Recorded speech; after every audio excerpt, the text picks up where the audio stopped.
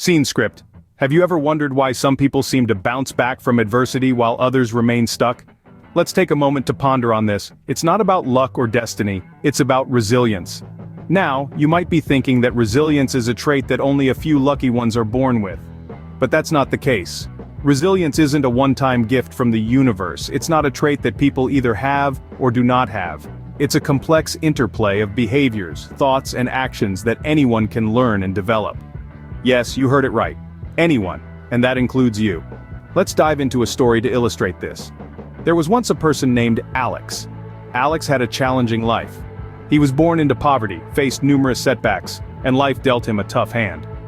But did he let these adversities define him? No. He used them as stepping stones to build his resilience.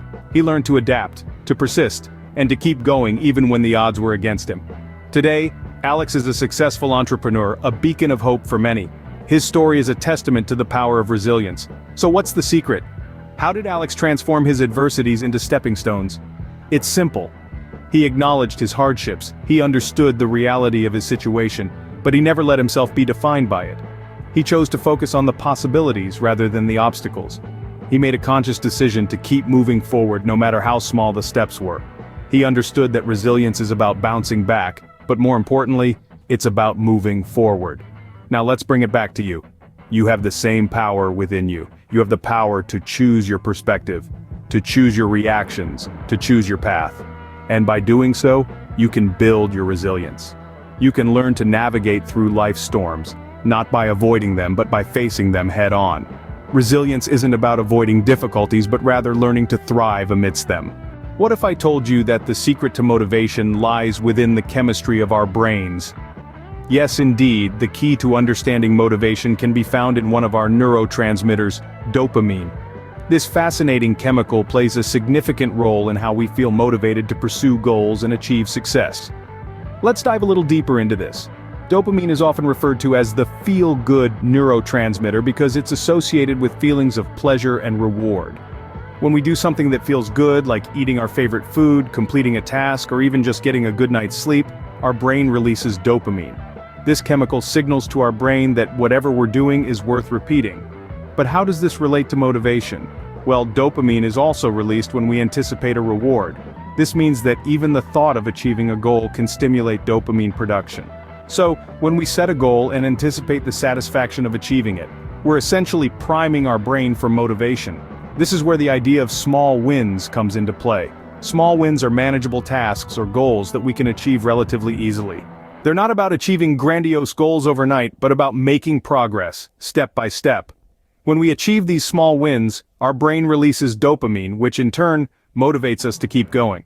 This is why breaking down larger tasks into smaller achievable parts can be so effective. It's a kind of positive feedback loop. A small win leads to dopamine release, which boosts our motivation, leading to more small wins and so on. Over time, this cycle can help us build momentum and make significant progress towards our larger goals.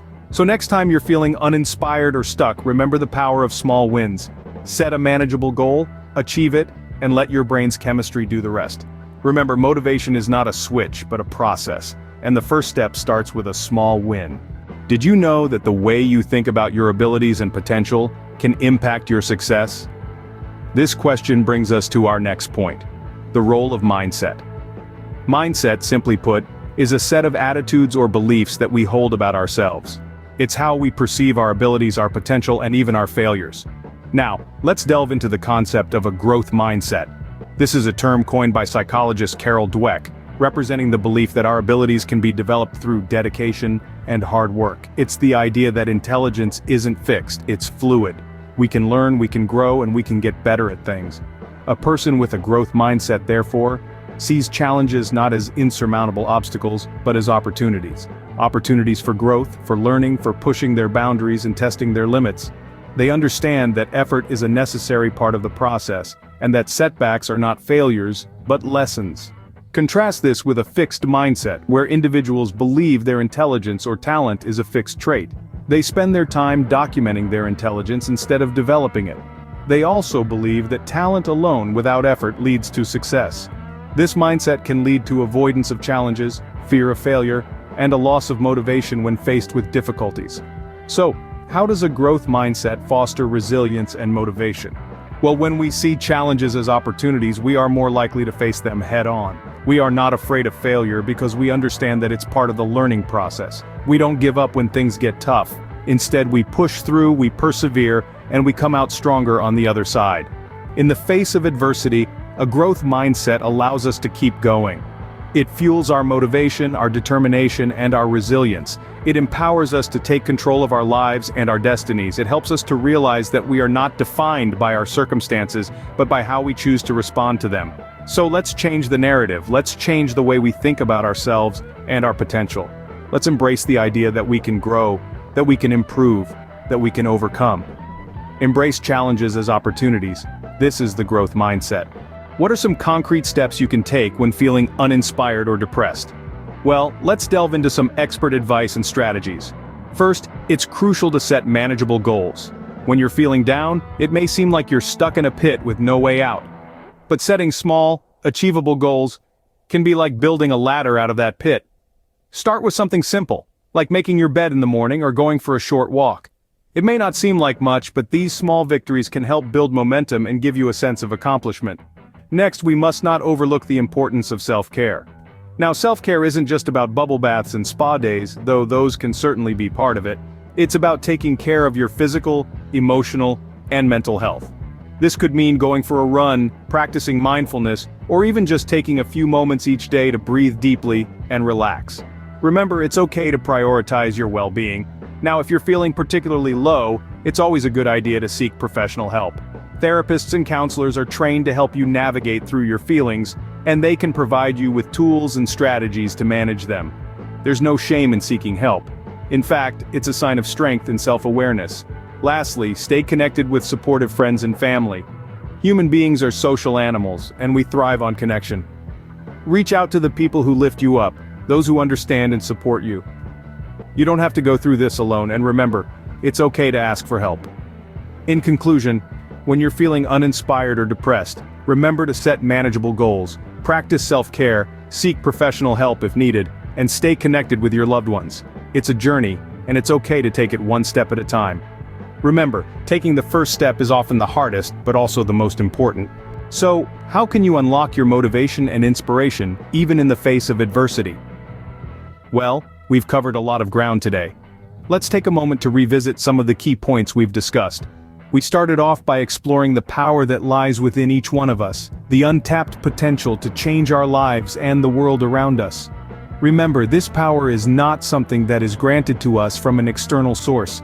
It's already there, inside you, waiting to be discovered and utilized. Then we delved into the science of motivation, explaining how our brains reward us for achieving our goals, and how understanding this mechanism can help us harness our motivation more effectively.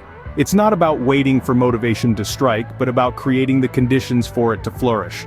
We also discussed the role of mindset, and how a growth mindset, one that embraces challenges and sees failures not as evidence of unintelligence but as a springboard for growth and for stretching our existing abilities, can be a game changer in our lives.